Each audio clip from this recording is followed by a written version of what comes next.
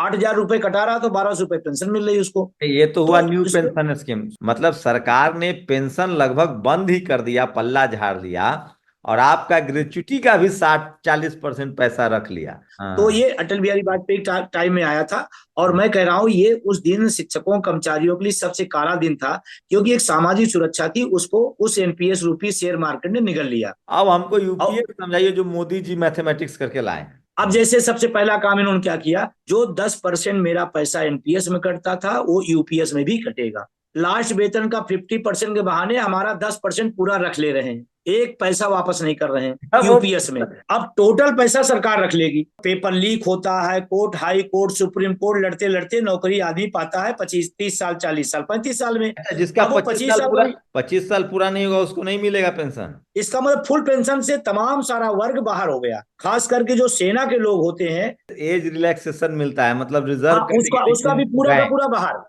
सब थू थू कर रहा है और कह रहा है ये तो और कंडम कर दिया, एनपीएस से भी कंडम हो गया है। नमस्कार, मैं शंभू कुमार सिंह और आप देख रहे हैं नेशनल दस्तक। मेरे साथ एक खास मेहमान हैं जिन्होंने एनपीएस, जो न्यू पेंशन स्कीम थी, उसके खिलाफ आंदोलन चलाया और देश की राजधानी दिल्ली संसद भवन के पास जो रामलीला मैदान है उसको ऐतिहासिक रूप से भर दिया था विजय कुमार जी ने। अब सरकार कह रही है कि हम यूपीएस लेकर आए हैं। इसका क्या मतलब है? एनपीएस तो जानते थे न्यू पेंशन स्कीम है, ओपीएस की मांग हो रही थी ओल्ड पेंशन स्कीम। तो ओल्ड पेंशन स्कीम कब खत्म हुआ और न्यू पेंशन स्कीम कब आया, कौन थे प्रधानमंत्री? और अब जो वर्तमान प्रधानमंत्री नरेंद्र मोदी है यूपीएस लेकर आए हैं, विजय बंधु जी बताएंगे।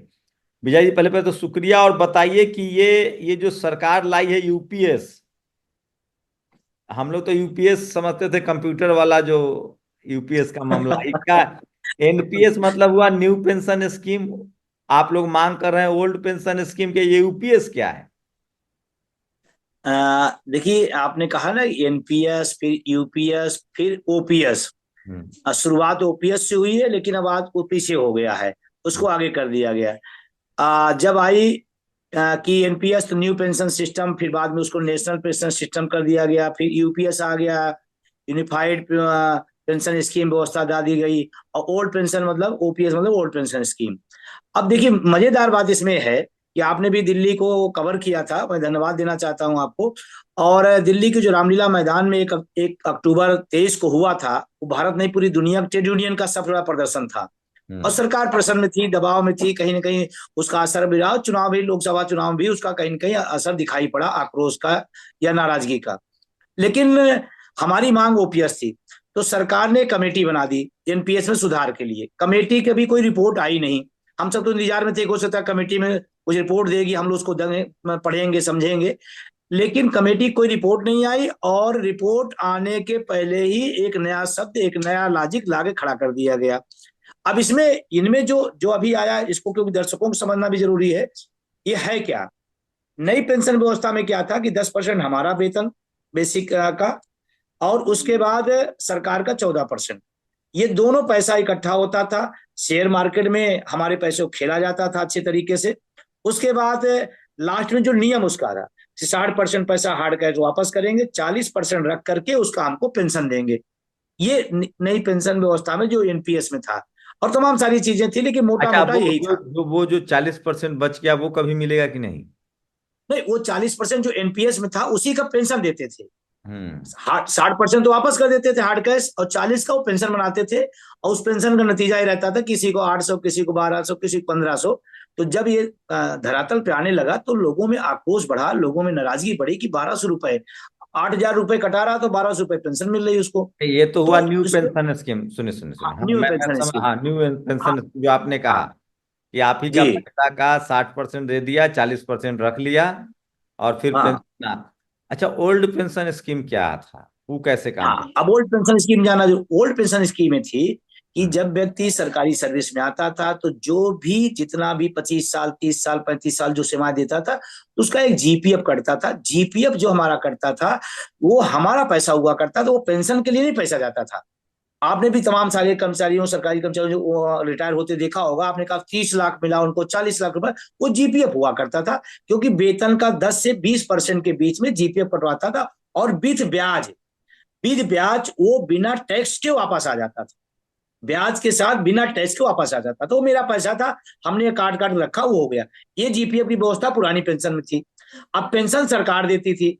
हमारे लास्ट वेतन का बेसिक का हमारे लास्ट वेतन का बेसिक का वो, जैसे किसी व्यक्ति का 50,000 लास्ट हुआ, बेसिक बेसिक मतलब होता है कि एक एक पे हमको बैंड हमको होता है। टोटल, हमको बेसिक छोड़ दीजिए, मैथमेटिक्स नहीं समझेगा। हमको मान लीजिए मैं हाँ रिटायर हुआ, 50,000 मेरी लास्ट सैलरी थी, सब टीए हाँ टीए तो फलाना ढिमकाना जोड़ के, तो मुझे पेंशन हाँ कितना?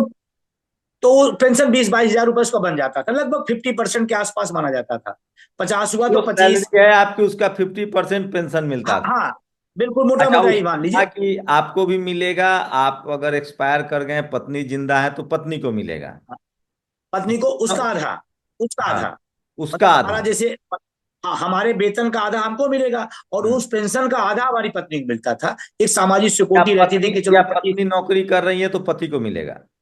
हाँ पति को मिलता था, वो दोनों तरफ का एक ही महत्व था। तो हम्म। ये ओपीएस थी, और एक अब यही सामाजिक यही सुरक्षा का। मैं समझना चाह रहा था। अब देखिए, लोग, मैं दर्शकों को अपनी भाषा में समझा दूं। सोचिए, ग्रेच्युटी मिलता था, जैसे आपका जो पैसा कटा, मान लिया आपने 50 लाख रुपए अपने कटवाए हैं, तो वो 50 लाख रुपए मिल जाएंगे, ब्याज व्याज सब जोड़ जाड़ के, प्लस आपकी सैलरी का 50% पेंशन मिलेगा।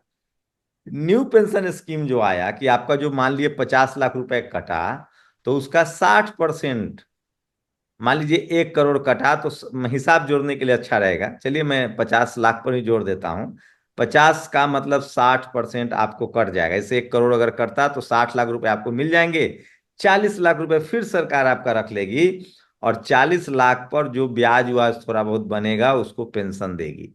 मतलब सरकार ने पेंशन लगभग बंद ही कर दिया, पल्ला झाड़ दिया, और आपका ग्रेच्युटी का भी 60-40% पैसा रख लिया। हो सकता है वो 40% पैसा आप कहीं और मार्केट में इन्वेस्ट करें तो ज्यादा कमा सकते थे। बिल्कुल ये, बिल्कुल अच्छा बिल्कुल, ये अच्छा, था ये ये। बताइए कि ये किस साहब का प्लान था?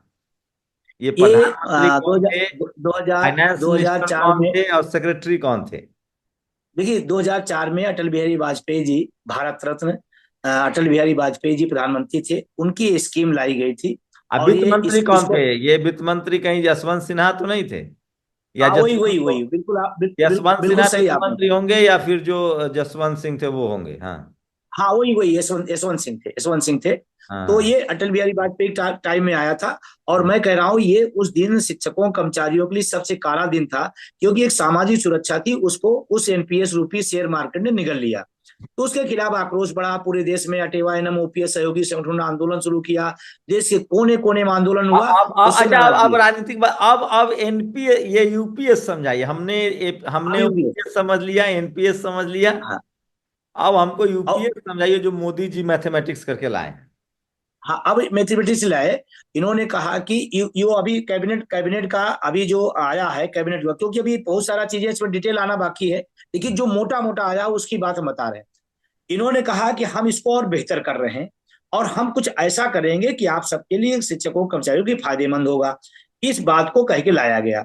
अब इसके नाम पर क्या क्या किया गया कि हम लास्ट वेतन का आपको बेसिक का 50% देंगे। तो लोगों को एक बार लगा कि ये तो बहुत अच्छा हुआ, ये तो उसी के आसपास आ गया, चलो बेसिक का ठीक है। 50%, बेसिक का। हाँ हाँ, बेसिक का लास्ट का 50% हम देंगे। ये इसमें सबसे बड़ा जो मतलब प्रचारित किया जा रहा, जबकि है पहली नहीं, लाइन, अभी मैं उसको पहली बता लाइन रहा हूँ। सरकार ने आपको कहा कि लास्ट सैलरी का, बेसिक का फिफ्टी हाँ, परसेंट हम पेंशन देंगे। हाँ, ठीक है। ये तो मोटा मोटा चल गया, मोटा मोटा चल गया, लेकिन है नहीं, मैं बता रहा हूँ। अब तमाम हर आदमी खुश हो गया कि लास्ट वेतन का 50% का, तो चलो तो ओल्ड पेंशन जैसी हो गई। हम्म। लेकिन उसमें झोला इन्होंने क्या क्या किया वो महत्वपूर्ण है। अब हम्म। जैसे सबसे पहला काम इन्होंने क्या किया, जो 10% मेरा पैसा एनपीएस में कटता था वो यूपीएस में भी कटेगा। हम्म। उसमें तो लौट के 60% आ जाता था, हम्म। इसमें उसी लास्ट वेतन का 50% के बहाने हमारा 10% पूरा रख ले रहे हैं, एक पैसा वापस नहीं कर रहे हैं अब वो यूपीएस में। ग्रेजुएटी इन यूपी, ग्रेजुएटी जो 60% मिल रहा था वो भी नहीं मिलेगा। वो सब अब उसी के नाम पर पूरा पैसा, अपना जो 14% था वो अभी उसमें बढ़ा दिया कि 4.5% और बढ़ाएंगे, 18.5 कर दे रहा हूं सरकार का, और हमारा 10%। अब टोटल पैसा सरकार रख लेगी। मानिए यूपीएस तो लोग, 1 करोड़ ग्रेच्युटी मिला आपका बना तो 1 करोड़ हाँ, सरकार रख लेगी। अच्छा, 1 करोड़ पर सरकार 1 करोड़ पर कितना माने वो होगा? अच्छा, उसका तो कोई मतलब ही नहीं है वो। आपको जब रख पेंशन तो अब तनख्वाह उसके से ही अब उसके मिलेगा। अब उसके बदले क्या देना, जो दे रहे हैं, जो लालीपाप दिया गया, जो लोगों को बताया जा रहा है वो था। तो अब तो 10% मेरा रख लिए, पूरी जीवन की कमाई का 10% रख लिया। और उसके बदले इन्होंने क्या कहा कि आप चिंता न करिए, जो हम पैसा रख रहे हैं, हम्म। आपके पैसा रखने वाले को लास्ट वेतन का 6 महीने का हम आपको दे देंगे। लास्ट 6 महीने का, मान लीजिए मेरी इनकम 1 लाख हुआ, हम्म। और 1 लाख जब हुआ गया, 6 लाख हो गया। किसी व्यक्ति ने सर्विस किया 20 साल, 25 साल, जो भी किया, और उसका एनपीएस करते करते 10%, 15 लाख हो गया। तो 15 लाख रख करके 6 लाख पकड़ा दिया जा रहा है, और कहा जा रहा है देखो आपको एक मुफ्त दे दिया जा रहा है। ये खेले हुआ। भाई साहब, ये सरकार होशियारों से भरी पड़ी है। तो अच्छा, तो अब अगला क्या किया, अगला क्या किया इन्होंने? अगला कहा कि आपको जो लास्ट सैलरी की बात हमने कहा था कि पेंशन देने की बात कहा था, श्योर कर रहे हैं। श्योर कैसे कर रहे हैं? 12 महीने की जो तनख्वाह होगी उसका औसत निकालेंगे, औसत औसत का, बेसिक का हम 50% आपको पेंशन देंगे। अब ओपीएस में क्या था, लास्ट वेतन का 50%, और इन्होंने कहा बारह सबसे बड़ी महीने का बात है, औसत आपको का। आपको ग्रेच्युटी तो मिल रही थी, आपने जो पैसा जमा किया जीवन भर वो तो मिल रहा था। हाँ, वो मिल रहा था, तो वो भी ले लिया। जो एनपीएस में जा रहा था, पैसा लौट के आ रहा था, वो भी ले लिया। उसके नाम पर झुंझुना, एनपीएस झुंझुना था, ये महा झुंझुना है, उसको पकड़ा दिया गया।